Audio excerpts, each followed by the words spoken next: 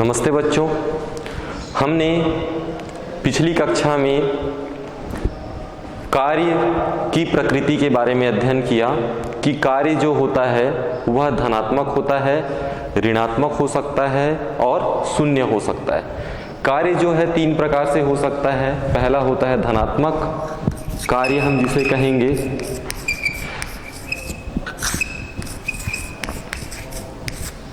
दूसरा ऋणात्मक,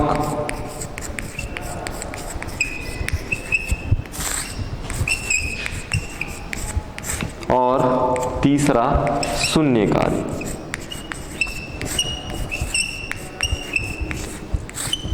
तो हमने पिछली कक्षा में अध्ययन किया था कि जो धनात्मक कार्य है वह कब होता है। तो यदि हम देखें धनात्मक कार्य, पहला जो हमारा कार्य है धनात्मक कार्य। धनात्मक कार्य कब होता है? जब बल और विस्थापन, ये हमारा है विस्थापन और ये है बल। तो ये बल और विस्थापन, इनके बीच का कोण यदि मैं यहां पे ले लूं थीटा है। बल और विस्थापन के बीच का कोण क्या है? थीटा है। और यह थीटा जो है वह कैसा है? न्यून कोण है। तो बल और विस्थापन के बीच का कोण यदि न्यून कोण हो तो किया गया जो कार्य है वह धनात्मक कार्य होगा। बल और विस्थापन के बीच का कोण कैसा हो? न्यून कोण। तो किया गया कार्य कैसा होगा? धनात्मक कार्य होगा। अर्थात बल और विस्थापन की जो दिशा है वह एक समान होगी। तो धनात्मक कार्य में क्या होता है कि बल और विस्थापन की दिशा एक समान होती है। तो हम लिख सकते हैं कि धनात्मक कार्य में जब बल और विस्थापन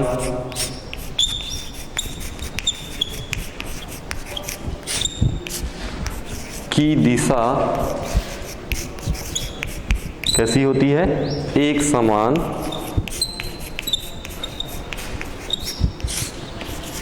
होती है। एक समान होती है। उदाहरण के रूप में यदि हम देखें तो कुआं देखें हैं आप। कुएं से आप क्या करते हैं? पानी निकालते हैं। पानी किसके माध्यम से निकालते हैं? रस्सी और बाल्टी। रस्सी जिसमें बाल्टी नीचे बंधी हुई होती है, जब आप रस्सी को ऊपर की ओर खींचते हैं तो क्या होता है? कुएं से जो पानी है रस्सी के माध्यम से आप खींचते हैं तो बाल्टी में जो पानी है आप बल किस ओर लगा रहे हैं? ऊपर की ओर। और वो जो बाल्टी है किस ओर आ रहा है? ऊपर की ओर। तो बल और वस्तु का जो विस्थापन है, हम बल लगाए रस्सी के माध्यम से, हम ऊपर की ओर बाल्टी को खींचे तो जो बाल्टी है जिसमें पानी है तो बाल्टी किस ओर आ रहा है? ऊपर की ओर। तो जो ऊपर की ओर बाल्टी का क्या हो रहा है? विस्थापन। तो बल और विस्थापन क्या है? एक ही दिशा में ऊपर की ओर हुई। तो एक ही दिशा में हम लिख रहे हैं बल और विस्थापन की दिशा कैसा होना चाहिए? एक समान। तो आप देख रहे हैं कि रस्सी और जो बाल्टी है, रस्सी को हम ऊपर की ओर खींचते हैं, हम ऊपर की ओर बल लगा रहे हैं तो जो बाल्टी है वो ऊपर की ओर क्या हो रहा है? विस्थापन हो रहा है। इस प्रकार से कार्य कैसा होगा? धनात्मक कार्य होगा। तो उदाहरण के रूप में हम रस्सी बाल्टी से, कुएं से हम बाल्टी में पानी ऊपर की ओर निकालते हैं तो यह किया गया जो कार्य है वो कैसा होगा? धनात्मक कार्य होगा। तो यदि मैं चित्र के माध्यम से आपको बताऊं तो ये देखिए, ये बाल्टी है जिसको हम ऊपर की ओर खींच रहे हैं। तो ऊपर की ओर क्या लगा रहे हैं, हम बल लगा रहे हैं। तो विस्थापन भी किस ओर हो रहा है, ये रस्सी की बाल्टी किधर आएगी, ऊपर की ओर। तो चित्र के माध्यम से यदि मैं बताऊं तो बल और विस्थापन की दिशा, हम बल ऊपर की ओर लगा रहे हैं, रस्सी की बाल्टी जो है इसमें जो पानी है ये भी किधर की ओर आएगा, ऊपर की ओर आएगा। तो बल और जो विस्थापन है दोनों की दिशा कैसी है, एक समान। तो जब बल और विस्थापन की दिशा एक समान होती है तो किया गया कार्य कैसा होता है, धनात्मक कार्य होता है। और आप बताइए और क्या उदाहरण हो सकता है धनात्मक कार्य का। हमारे दैनिक जीवन में बहुत से कार्य हैं जो हम करते हैं, उनमें बताइए।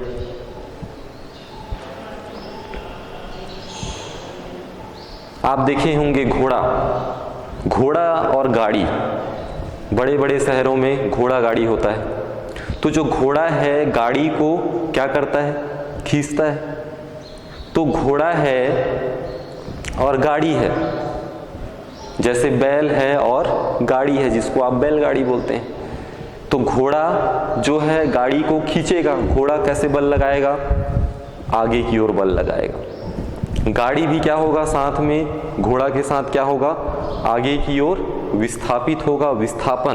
विस्थापन मैंने बताया पूर्व की कक्षा में कि वस्तु का एक स्थान से दूसरे स्थान तक क्या करना, गमन करना विस्थापन कहलाता है। तो जब घोड़ा आगे की ओर बल लगाता है तो गाड़ी जो है वो क्या होती है, घोड़े के साथ आगे की ओर बढ़ती चली जाती है, विस्थापित होता है, जिसे हम विस्थापन कहते हैं। तो दूसरा यदि हम उदाहरण बोले तो किसका दे सकते हैं, घोड़ा का गाड़ी को खींचना या बैल का गाड़ी को खींचना, जिसको हम बैलगाड़ी कहते हैं।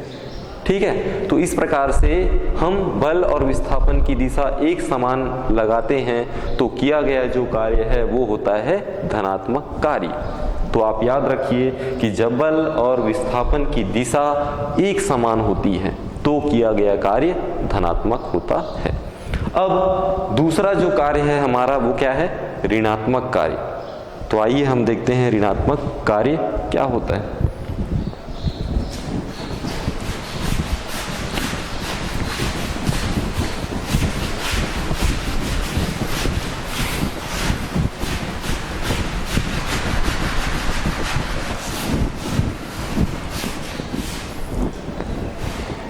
दूसरा जो कार्य है, कौन सा कार्य, ऋणात्मक कार्य।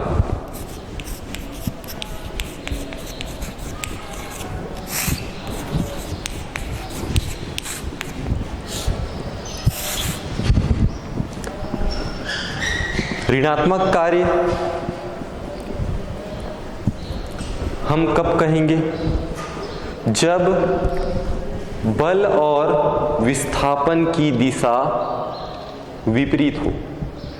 जब बल और विस्थापन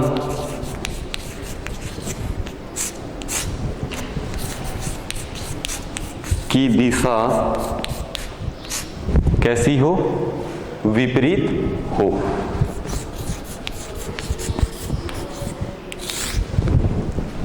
तो हम कहेंगे ऋणात्मक कार्य जब बल और विस्थापन की दिशा विपरीत होती है तो किया गया कार्य कैसा कहलाएगा, ऋणात्मक कार्य कहलाता है। ऋणात्मक कार्य में जो हमारा बल और विस्थापन इनके बीच जो कोण है जिसको हम थीटा अभी लिए थे, उस थीटा का मान 180 अंश होना चाहिए। 180 अंश मतलब एक क्या होती है, सरल रेखा। तो जब बल और विस्थापन की दिशा एक दूसरे के विपरीत होती है अर्थात थीटा का मान 180 अंश होता है तो किया गया कार्य कैसा होता है, ऋणात्मक होता है। जैसे हम ये वस्तु है, अब इस वस्तु को हम घर्षण बल लगा रहे हैं। कौन सा बल? घर्षण बल। यदि हम वस्तु में घर्षण बल लगा रहे हैं तो घर्षण बल आगे की ओर है, और यदि वस्तु का विस्थापन पीछे की ओर हो तो यहाँ पे देख रहे हैं कि बल और विस्थापन दोनों एक दूसरे के कैसे हैं? विपरीत हैं। तो बल और विस्थापन की दिशा कैसी होनी चाहिए? एक दूसरे के विपरीत, अर्थात थीटा का मान कितना? 180 अंश। तो ये सरल रेखा है, यहाँ पे ये जो कोण है ये कितना होगा? 180 अंश होगा। इस प्रकार से हम दूसरे शब्दों में और बताएं और चित्र के माध्यम से बताएं तो यदि ये वस्तु नीचे की ओर बल लगा रहा है और वस्तु का विस्थापन ऊपर की ओर हो तो उसे कौन सा कार्य कहेंगे? ऋणात्मक कार्य कहेंगे। अब इसका यदि हम उदाहरण देखें तो इसका उदाहरण ऋणात्मक कार्य का, तो हम कुएं से क्या कर रहे हैं? बाल्टी लेते हैं, बाल्टी का हम क्या कर रहे हैं? बल लगाकर ऊपर की ओर खींचते हैं। तो ये हमारी बाल्टी है, इस बाल्टी को हम रस्सी के माध्यम से कुएं से ऊपर की ओर निकाल रहे हैं। अब आप जानते हैं कि जब हम बल ऊपर की ओर लगा रहे हैं, बल हम कैसे लगा रहे हैं? ऊपर की ओर। यदि इस रस्सी बाल्टी को हम ऊपर की ओर खींच रहे हैं, बल लगाएंगे तो बाल्टी क्या होगा? ऊपर की ओर आना प्रारंभ होगा। अब आप जानते हैं कि हमारा जो इस पृथ्वी पर कौन सा बल कार्य करता है? गुरुत्वाकर्षण बल कार्य करता है। यदि हम गुरुत्वाकर्षण बल को लें तो गुरुत्वाकर्षण बल कैसे कार्य करेगा? ऊपर से नीचे की ओर। तो इस बाल्टी पर गुरुत्वाकर्षण बल यदि हम देखें तो वो कैसे कार्य करेगा? नीचे की ओर। तो ये हो गया आपका गुरुत्वाकर्षण बल। हम बल ऊपर लगा रहे हैं, वो हमारा बल है, और यहाँ पे हम किसकी बात कर रहे हैं? गुरुत्वाकर्षण बल की। तो गुरुत्वाकर्षण बल के अनुसार यदि हम ले, गुरुत्वाकर्षण बल के अनुसार यदि हम देखें तो गुरुत्वाकर्षण बल इस बाल्टी पर ऊपर से नीचे की ओर, लेकिन जब हम उसको बल लगा रहे हैं तो बाल्टी किधर आ रही है? ऊपर की ओर। तो ऊपर की ओर आ रही है तो इसे क्या कहेंगे? विस्थापन। तो यदि हम गुरुत्वाकर्षण बल को लेते हैं तो गुरुत्वाकर्षण बल और जो विस्थापन है इन दोनों की दिशा कैसी हुई? विपरीत हुई। तो यदि हम गुरुत्वाकर्षण बल को लेकर यदि हम वस्तु के लिए देखें तो उस बाल्टी उस के द्वारा जो किया गया कार्य है वो कैसा हो जाएगा? ऋणात्मक। तो रस्सी बाल्टी का जो हम उदाहरण लिए, एक जो धनात्मक बताया जब दोनों ऊपर साथ साथ आया, बल लगाए, उस बल के अनुसार यदि विस्थापन हुआ तो वो कैसा हुआ? धनात्मक कार्य। अब यदि हम गुरुत्वाकर्षण बल के आधार पे लेते हैं तो कैसा हो जाएगा कार्य? ऋणात्मक कार्य। तो हम एक उदाहरण ले रहे हैं लेकिन उसको दो अन्य बल के आधार पे ले रहे हैं। तो इस प्रकार से यहाँ पे जो किया गया कार्य है वो कैसा होगा? ऋणात्मक कार्य होगा। अब तीसरा जो है वो हमारा है कौन सा कार्य? शून्य कार्य। तो आइए शून्य कार्य कब होगा?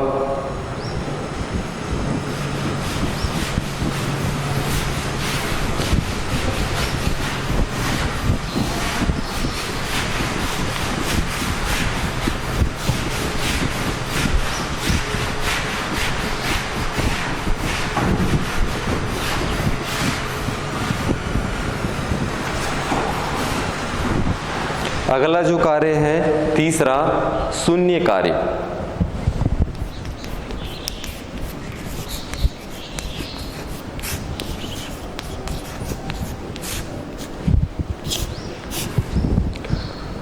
शून्य कार्य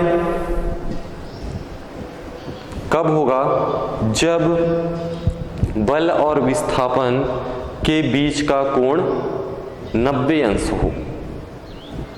बल और विस्थापन के बीच का कोण 90 अंश हो, अर्थात थीटा बराबर 90 अंश। थीटा बराबर 90 अंश होगा। इस कंडीशन में बल जो है वस्तु की गति के लंबवत, बल वस्तु की गति के कैसी होगी? लंबवत होगी, या बल लगाए जाने पर वस्तु का विस्थापन शून्य होगा। यदि हम बल लगाएंगे तो वस्तु का विस्थापन कैसा होगा?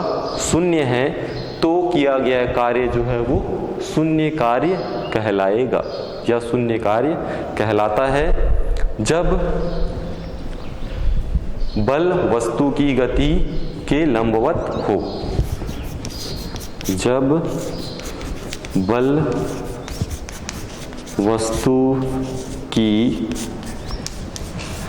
गति के कैसा हो? लंबवत हो, या बल लगाए जाने पर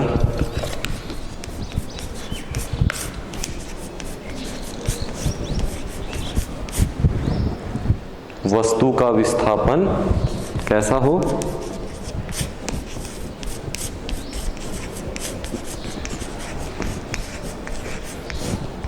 शून्य हो।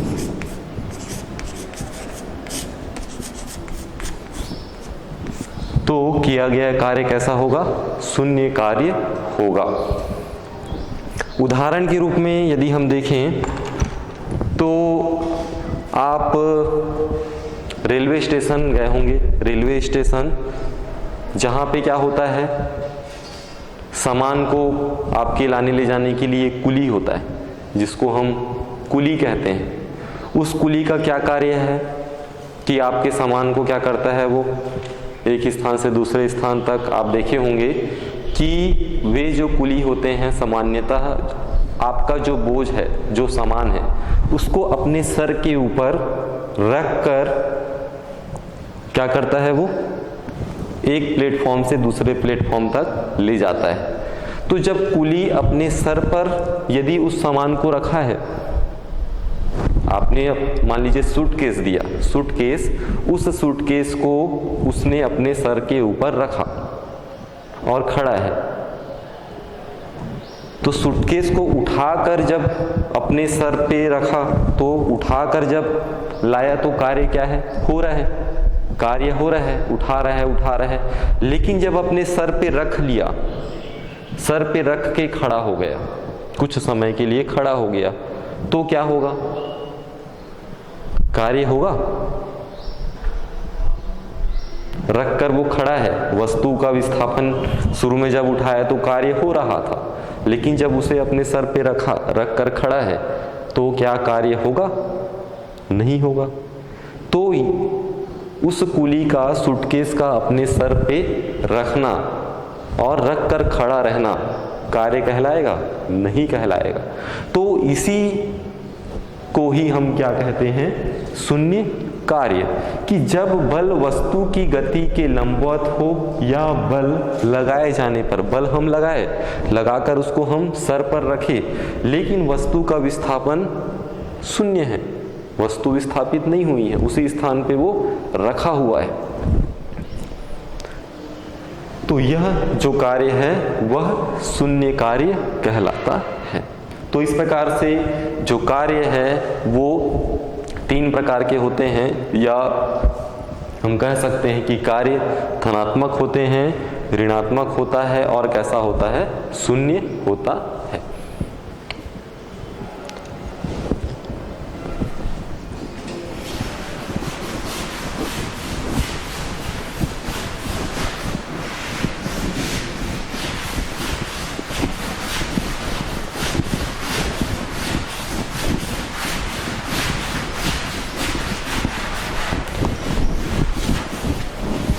पूर्व की कक्षा में आपने कार्य की परिभाषा कार्य बराबर क्या होता है, बल गुणित बल की दिशा में विस्थापन। इसका अध्ययन किया। यदि आपको किसी पिंड पर, कोई पिंड है उस पर आप बल लगाते हैं, तो आंगिक उदाहरण जैसे आपका प्रश्न आता है कि कोई पिंड है, उस पिंड पर यदि हम बल लगाएं तो ये बल हम सदिश के रूप में ले रहे हैं। बल हम लगाएं, मान लीजिए 2i कैप ये राशि है, 2i cap plus 3j cap plus इसको माइनस कर लो -5k कैप। यदि इस राशि इतने न्यूटन, बल का मात्रक क्या होता है, न्यूटन, ऐसा ही मात्रक न्यूटन होता है। तो यदि किसी वस्तु के द्वारा आप, किसी वस्तु पर आप, ये एक राशि है 2i cap plus 3j cap -5k cap Newton, इतने का यदि बल लगाएं तो बल की दिशा में वस्तु का जो विस्थापन है, विस्थापन को हम s से प्रदर्शित करते हैं। तो s बराबर, यदि आपको दिया है 2i cap plus 4j cap और प्लस 3k कैप और इतने मीटर, ये आपको दिया है कि कोई वस्तु है जिस पर आप इतना न्यूटन का बल लगाएं और उस वस्तु का विस्थापन जो है इतना मीटर हो जाए, तो किए गए कार्य की गणना कीजिए। तो जो कार्य होगा उसकी आपको गणना करना है। तो कार्य बराबर हम पढ़े हैं बल गुणित बल की दिशा में विस्थापन। तो कार्य को हम किससे दर्शाते हैं, W से, बल को F से, विस्थापन को D से, तो F इंटू क्या होता है D, और विस्थापन को हम D से दर्शा रहे हैं, लेकिन प्रश्न में हमको विस्थापन किस में दिया है, S। तो हमारा जो सूत्र है वो क्या हो जाएगा, रूपांतरित होके F इंटू क्या हो जाएगा S। तो इस प्रकार से कार्य बराबर बल गुणा बल की दिशा में विस्थापन, तो ये हो जाएगा F इंटू S। अब यदि हम मान रखें तो कार्य है W, किसका मान रखेंगे, F का। F का मान कितना दिया है, 2i cap plus 3j cap -5k cap, और उसके बाद इंटू S का है 2i cap plus 4j cap plus 3k cap. ये हमारा S का मान हो गया। अब इसको हल करना है, तो आप जानते हैं कि I वाला किसके साथ गुणा होगा, I के साथ, J के साथ, K के साथ। जब I cap into I cap का आपस में गुणा होता है तो उसका मान कितना होता है, 1। J कैप का J कैप से होगा तो उसका मान कितना होगा, 1। K का K से होगा तो उसका मान कितना होगा, 1। तो हमारी जो राशि है 2 का 2 से होगा तो 2 दूनी 4, I कैप का हो गया 1, ठीक। तो 1 4 से गुणा होगा तो 4 ही मिलेगा। 3 का 4 से 4 तिया 12, J कैप का J कैप से गुणा होगा उसका मान कितना होगा, 1 ऋण 5, K कैप, अच्छा 5 का किससे होगा, 3 से, तो 5 तिया कितना होगा, 15। तो ये हो गई 15। K कैप से कितना होगा, 1। अब यहाँ पे देखते हैं कि 4 और 12 दोनों क्या होगा, आपस में जुड़ेगा, कितना होगा, 12 4 16 ऋण 15। 16 में यदि आप 15 घटाएंगे कितना आएगा, 1। तो इस प्रकार से जो किया गया कार्य है वो 1 क्या होगा, 1 जूल। कार्य का जो मात्रक है वो जूल। कब होता है जूल, जब बल न्यूटन में हो, विस्थापन मीटर में हो। तो प्रश्न में आपको दिया है न्यूटन मीटर, इसीलिए वह जो कार्य है वह जूल में आएगा। तो यदि न्यूटन मीटर, यदि बल न्यूटन हो और विस्थापन मीटर में हो तो किया गया कार्य क्या कहलाता है? 1 जूल।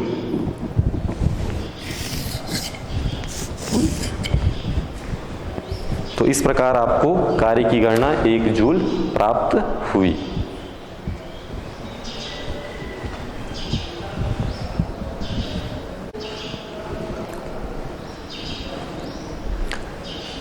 इसके पश्चात हम आगे बढ़ते हैं।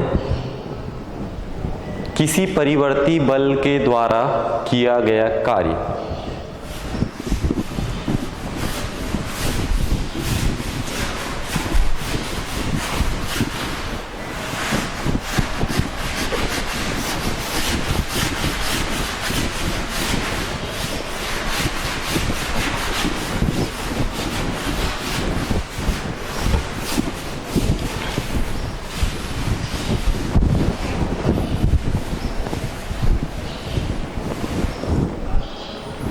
किसी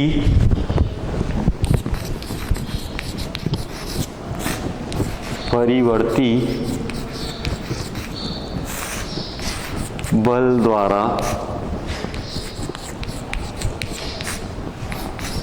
किया गया कार्य।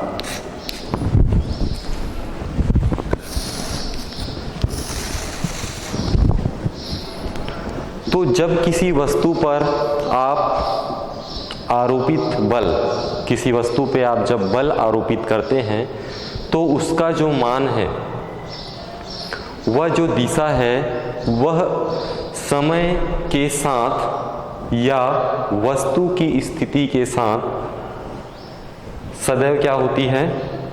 बदलती रहती है। तो उसे हम कहते हैं परिवर्ती। परिवर्ती मतलब बदलना।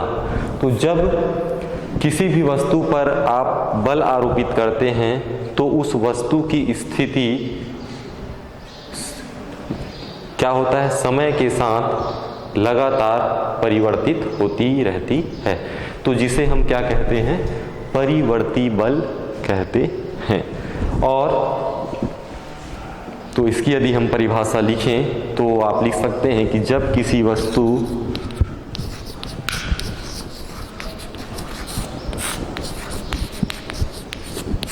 पर आरोपित बल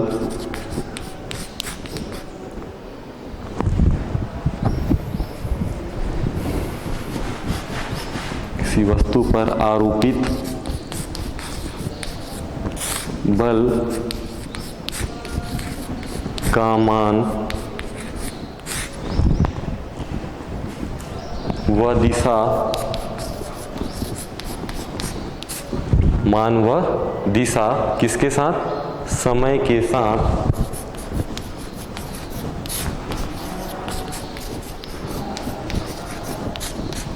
या वस्तु की स्थिति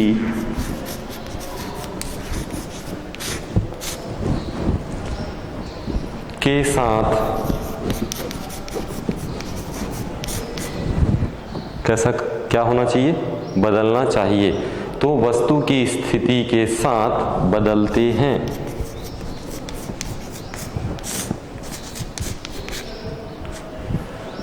परिवर्ती बल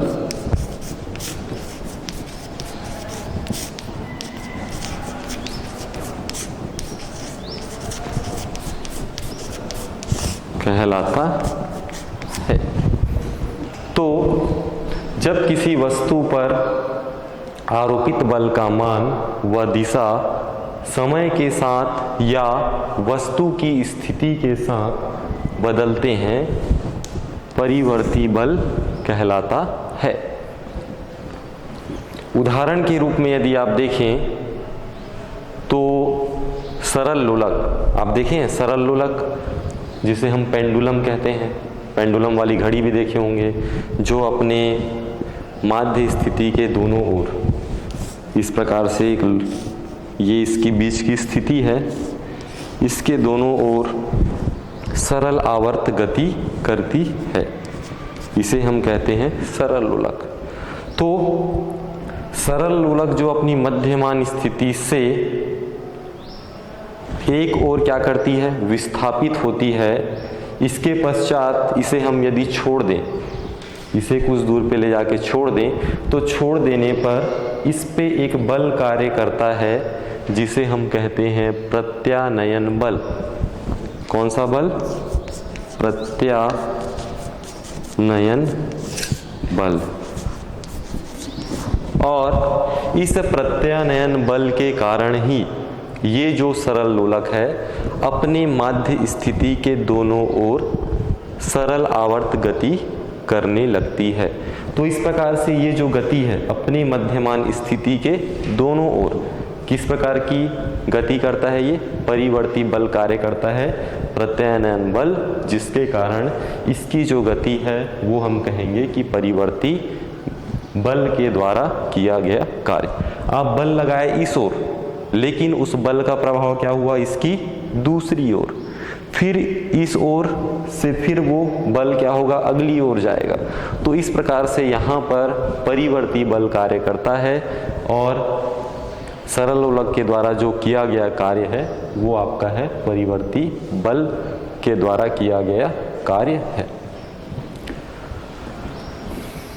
आगे हम पढ़ते हैं, हमारा जो इकाई है वह है कार्य, ऊर्जा एवं शक्ति। तो हमने कार्य का अध्ययन किया, अब ऊर्जा का हम अध्ययन करते हैं। ऊर्जा किसे कहते हैं?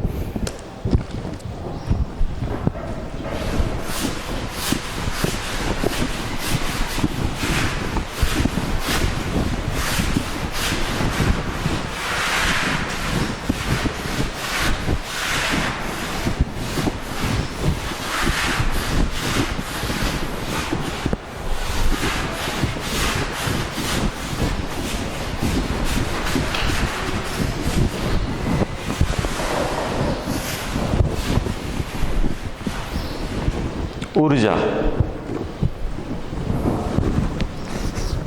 आप पूर्व में भी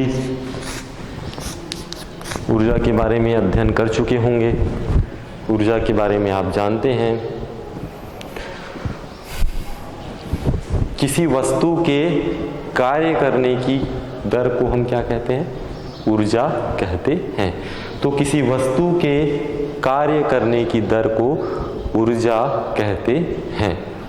और प्रत्येक कार्य, कोई भी कार्य हो जिसको आपको करना है, तो प्रत्येक कार्य को करने के लिए किसकी आवश्यकता होती है? ऊर्जा की आवश्यकता होती है। तो हम कहेंगे कि किसी वस्तु के कार्य करने की दर को ऊर्जा कहते हैं और प्रत्येक कार्य को करने के लिए ऊर्जा की आवश्यकता होती है। तो हम ऊर्जा की जो परिभाषा है, किसी वस्तु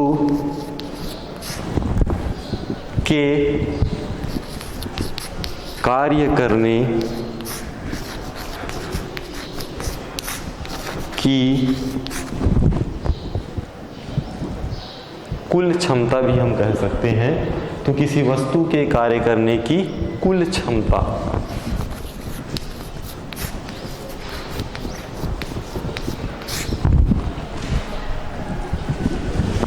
को उसकी क्या कहेंगे? ऊर्जा कहते हैं।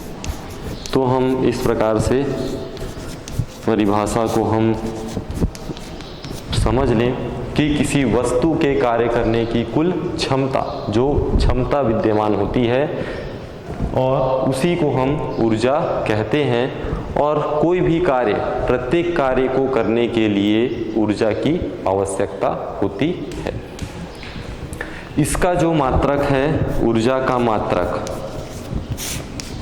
ऊर्जा का SI मात्रक, SI जो है वो अंतर्राष्ट्रीय पद्धति है। अंतर्राष्ट्रीय पद्धति में ऊर्जा का जो मात्रक है वह होता है जूल।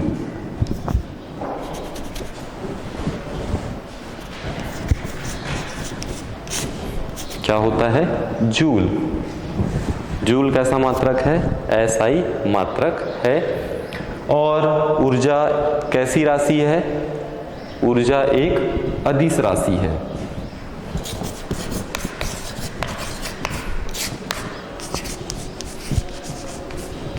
दो राशियां होती है, सदिश राशियां और अदिश राशियां, आप जानते हैं, जिसमें ऊर्जा अदिश राशि होता है और इसका विमीय सूत्र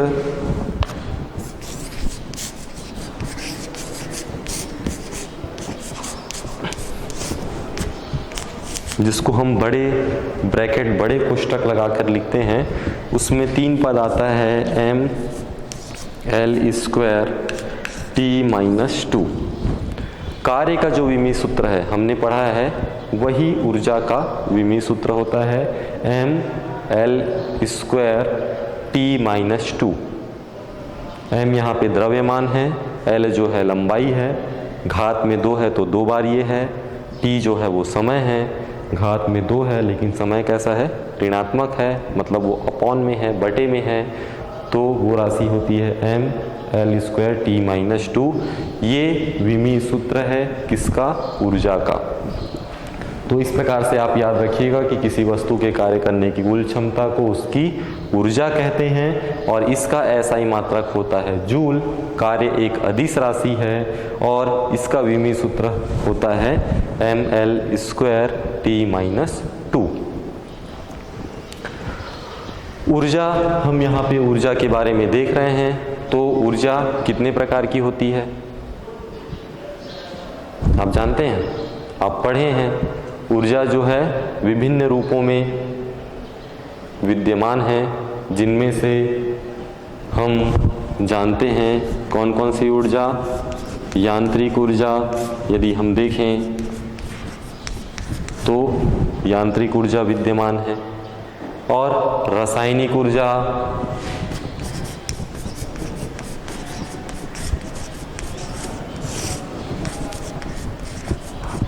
और किस प्रकार की ऊर्जा? ऊष्मीय ऊर्जा,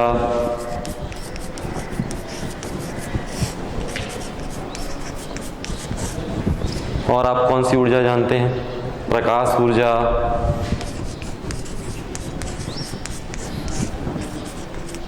और आप बताइए और कौन सी ऊर्जा? विद्युत ऊर्जा,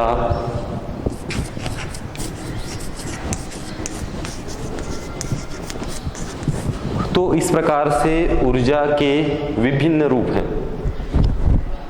आपने पूर्व की कक्षा 10वीं में भी इसका अध्ययन किया है, ऊर्जा के विभिन्न रूप, जिनमें हम यहाँ पे मुख्य रूप से देखें तो यांत्रिक ऊर्जा, रासायनिक ऊर्जा, ऊष्मीय ऊर्जा, प्रकाश से हम ऊर्जा प्राप्त करते हैं प्रकाश ऊर्जा, और विद्युत से हम ऊर्जा प्राप्त करते हैं विद्युत ऊर्जा। तो आपको इस अध्याय में यांत्रिक ऊर्जा के बारे में अध्ययन करना है। बाकी जो ऊर्जाएं हैं उनके बारे में आपको अध्ययन नहीं करना है। तो ये जो यांत्रिक ऊर्जा है ये क्या होती है? आइए देखते हैं यांत्रिक ऊर्जा किसे कहते हैं।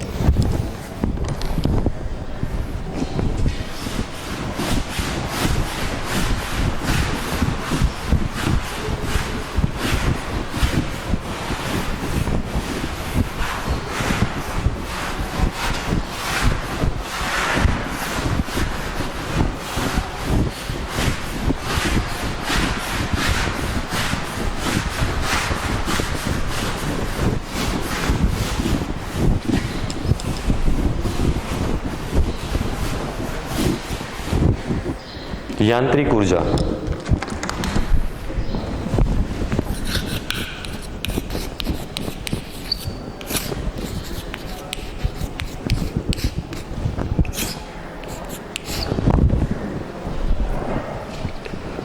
यांत्रिक ऊर्जा जो होती है, किसी भी वस्तु, कोई वस्तु है उसके द्वारा गति, वस्तु के द्वारा गति, उसकी स्थिति या विन्यास के कारण प्राप्त की गई या छोड़ी गई ऊर्जा को उसकी यांत्रिक ऊर्जा कहते हैं। कोई भी हम वस्तु है उसकी गति, स्थिति या विन्यास के कारण प्राप्त की गई या छोड़ी गई ऊष्मा कैसी ऊष्मा कहलाती है? यांत्रिक ऊर्जा कहलाती है। तो हम कहेंगे कि यांत्रिक ऊर्जा किसी वस्तु द्वारा उसकी क्या होना चाहिए? गति,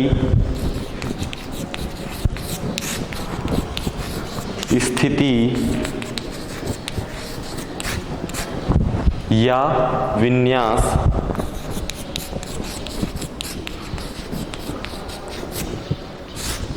के कारण प्राप्त की गई या छोड़ी गई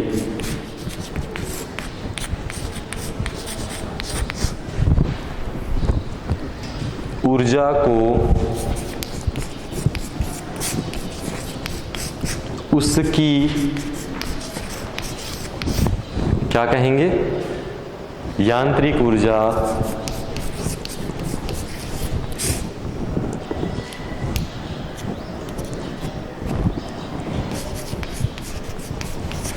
कहते हैं।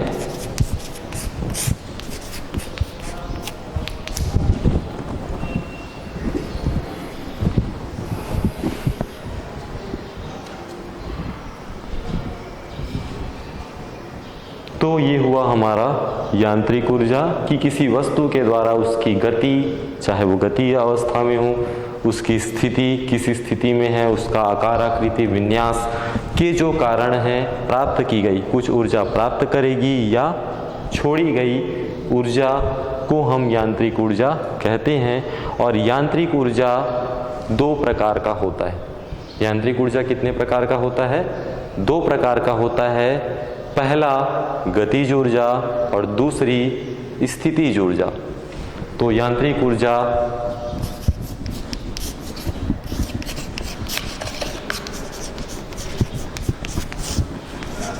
दो प्रकार का होता है। पहला गतिज ऊर्जा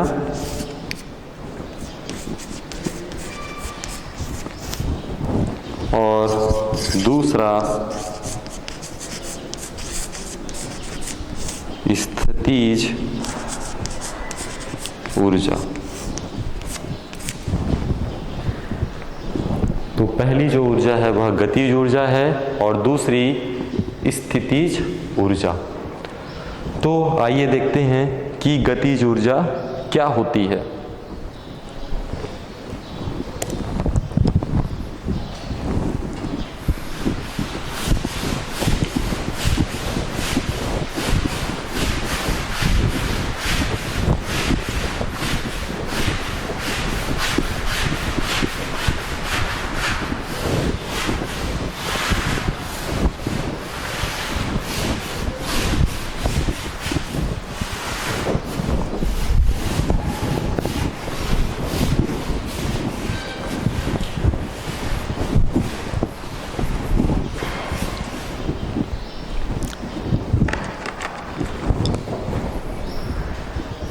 गतिज ऊर्जा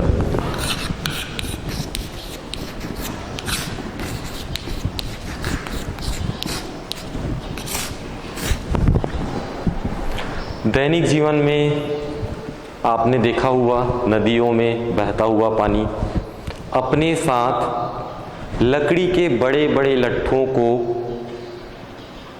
जल के साथ बहाकर क्या करता है? वो ले आता है। तो जल कैसा है? बहता हुआ है। तो बहते हुए जल में एक ऊर्जा क्या है? विद्यमान है। तूफान आप देखे हैं? तूफान जो होता है हवा के झोंकों को हम तूफान कहते हैं। तो जब तूफान आता है तो क्या होता है? आप देखे हैं कि तूफान आता है तो मकान से जो छतें हैं वो क्या होती हैं, उड़ जाती हैं। पेड़ पौधे हैं वो क्या होते हैं, टूटकर डालियाँ जो है वो अलग हो जाती हैं। तो इस प्रकार से हम देखते हैं कि गतिज मतलब गतिमान।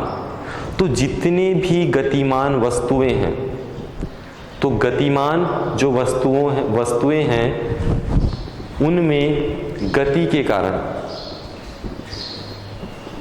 कारण कार्य करने की क्या होती है, क्षमता होती है। तो हम कहेंगे कि गतिमान जितनी भी वस्तुएं हैं उनमें कार्य करने की क्या होती है, क्षमता होती है।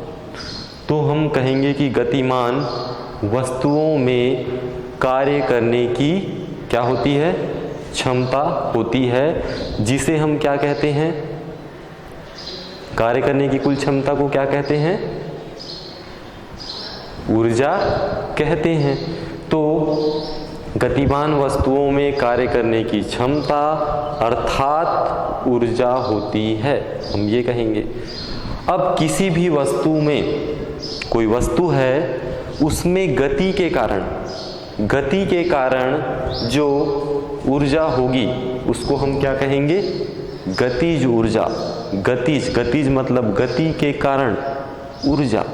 तो कोई भी वस्तु है उसमें गति के कारण उत्पन्न ऊर्जा को हम क्या कहेंगे, गतिज ऊर्जा कहते हैं। तो हम लिखेंगे कि किसी वस्तु में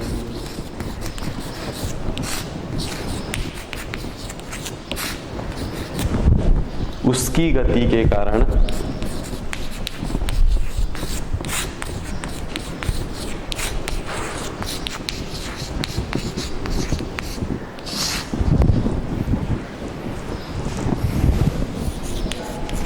ऊर्जा को उसकी गतिज ऊर्जा कहते हैं।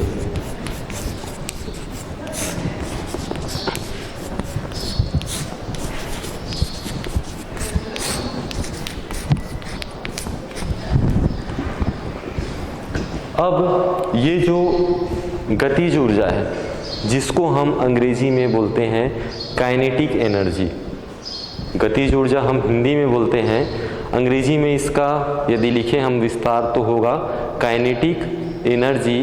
काइनेटिक का के और एनर्जी का ई। तो इसे हम के ई से भी हम प्रदर्शित करते हैं। यदि हम के ई लिख दें तो के ई क्या है, गतिज ऊर्जा। काइनेटिक एनर्जी हिंदी में हम कहेंगे गतिज ऊर्जा। तो हम गतिज ऊर्जा को के ई से प्रदर्शित करते हैं या हम इसे के से भी प्रदर्शित करते हैं।